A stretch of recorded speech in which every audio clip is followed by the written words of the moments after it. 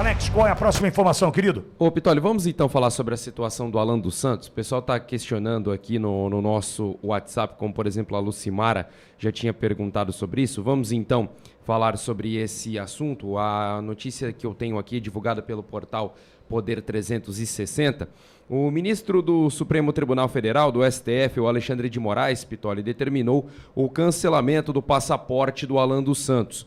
Com a decisão, ele que reside nos Estados Unidos vai ficar indocumentado no país norte-americano. Pitoli, essa informação foi confirmada pelo Ministério das Relações Exteriores. Ainda trazendo a informação que foi divulgada pelo Metrópolis também, pelo portal Metrópolis, o Moraes ordenou ainda que a documentação do proprietário do canal Terça Livre seja incluída no MAR, que é o Módulo Alerta e Restrição do Sistema de Tráfego Internacional.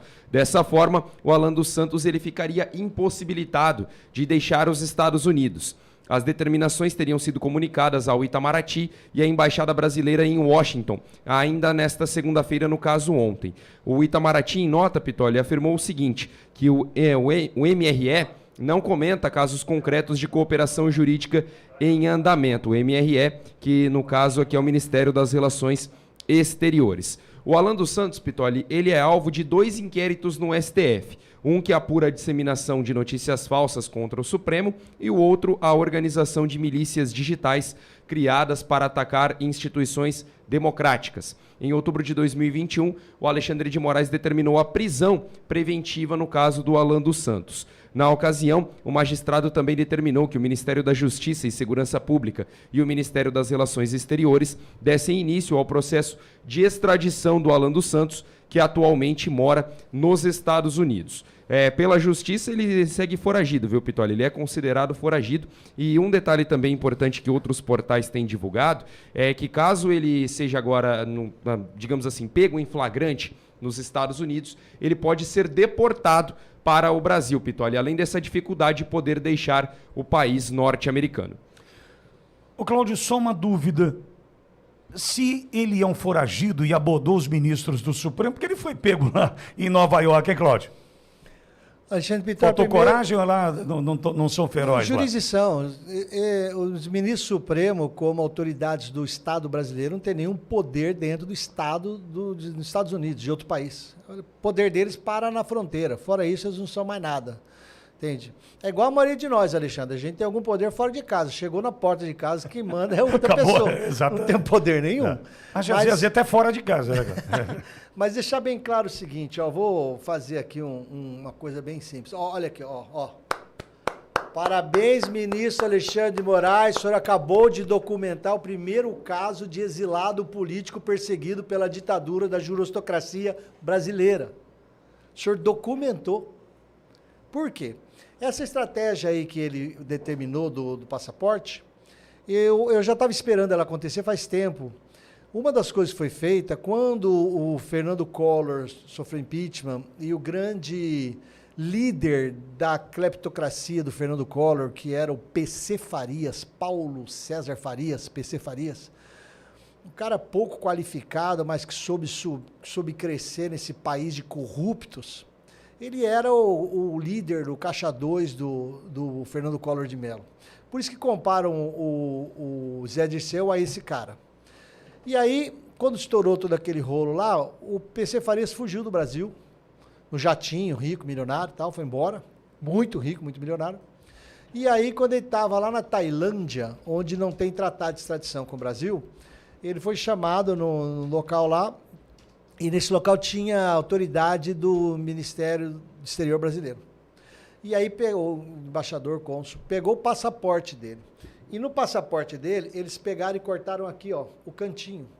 Quando corta o canto do passaporte de uma pessoa, fisicamente, esse documento que é o passaporte perde toda a validade jurídica. Aí no momento em que a autoridade brasileira pegou o passaporte do PC Farias na Tailândia e cortou o passaporte, ele não tinha mais documento para existir dentro da Tailândia. Automaticamente, o representante do Estado tailandês que estava do lado falou assim, ó, o senhor está aqui ilegalmente, o senhor não tem mais documento para permanecer aqui, eu sou obrigado a deportá-lo. Então, eu já estava esperando que o STF, / Alexandre de Moraes, / 9 ministros, e eu mandar fazer isso, porque o cidadão Alan dos Santos é cidadão brasileiro nos Estados Unidos. Já entrou com pedido de asilo político. Agora vão aceitar o asilo político dele, porque está documentado, além de apontá-lo naquela lista vermelha da Interpol, que não foi aceito pela Interpol, nem ligaram, porque viram que tinha fundamentação de perseguição política, agora tem um documento oficial do Brasil. Então, o que o Alan dos Santos tem que fazer são duas coisas: garantir esse documento de exilado político nos Estados Unidos e segurar esse documento aqui, o passaporte dele, porque para ter a validade perpetuada, tá? Dentro do prazo de validade. Depois disso ele fala, estou sendo lesado. É isso que ele tem que fazer. Mas atendo, o que era praticado na Grécia Antiga, chamava ostracismo, pôr a pessoa no exterior, longe da terra, dentro de uma ostra fechada. É isso que o STF está fazendo com o cidadão brasileiro. Isso é mais uma aberração. E chama atenção, onde está outra aberração? OAB, várias OABs seccionais, 10 do Brasil, já notaram que o que está acontecendo é uma assintosa afronta a nosso direito de advogado. No Estatuto dos Advogados, que é a Lei 8.906 de 1994, no artigo 7º, inciso 13, está escrito que é assegurado ao advogado o direito de examinar qualquer órgão dos poderes judiciário, legislativo e administração, os autos de processos findos ou em andamento, mesmo sem procuração, quando não esteja em sigilo. Ah, mas isso daí está em sigilo. Então os advogados dele, com procuração, podem ver quando está em sigilo. Não tudo, mas podem. E a lei feita para derrubar a Lava Jato garantiu isso. E os advogados de todos esses acusados nesses inquéritos inconstitucionais estão proibidos de advogar e de exercer o direito à advocacia. Isso é uma aberração. Por isso que quando o desembargador Sebastião Coelho fala da prática de crime de abuso de autoridade, prática de crime em andamento, é isso, gente. Uma autoridade pública continua sendo um servidor público. Ele não manda. Um delegado não pode chegar numa pessoa que ele prende na rua, nem um escrevente, nem um investigador, meter um pé do ouvido, arrebentar o cara de tapa, falar porque eu quero. Não existe eu quero para um delegado, não existe eu quero para um juiz. Não existe eu quero para um ministro do Supremo, não existe, existe a lei. E isso é uma aberração jurídica e todo mundo de esquerda, de direita, de centro, de cima e de baixo, que está quieto para isso, você está enterrando sua vida. Porque não se pode permitir ninguém entrar estuprar a tua família e dizer que está fazendo isso porque tem uma ordem de lei. Lei não dá ordem de estupro a ninguém. Quem faz isso é criminoso e quem está fazendo isso no Estado brasileiro tem que sofrer as consequências previstas na legislação brasileira. Tem que ser feito isso. Agora, Cláudio, é nítida a raiva do Alexandre de Moraes, o ódio e uma vingança, mais um episódio dessa perseguição para com o Alan dos Santos, diante do que o Alan fez em Nova York. O Alan causou ali em Nova York. Ele foi para cima, interpelou, questionou, perguntou, enfim. Na volta do Xandão para o Brasil, essa é a primeira atitude contra o Alan dos Santos, talvez a mais severa que ele poderia tomar, concorda? Mostra nítida vingança, ódio, numa perseguição que já dura 2 anos e meio, Cláudio. Alexandre, existe uma frase, eu não lembro se foi Stallone ou Schwarzenegger, que fala que não negocio com loucos. Não, é o Stallone Cobra, estou com a camisa dele, inclusive, hoje, do Stallone Cobra. Strong Arm of the Law. Olha, a arma, o braço forte da lei. Stallone Cobra. Você é doença, eu sou a cura. Tem essa também. Olha só, você são frases filosóficas do Stallone Cobra. Isso aí. É.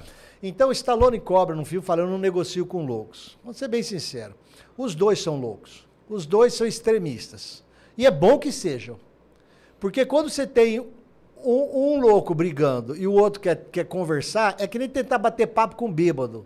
Não dá para bater papo com bêbado. Um frei franciscano lá do Rio Grande do Sul, Frei Roberto, que mora lá em Porto Alegre, Frei Roberto, ele que falou para mim, não dá para conversar com louco, nem Jesus Cristo na Bíblia conversa com bêbado. Desculpa, não dá para conversar com bêbado. Nem Jesus Cristo na Bíblia conversa com bêbado.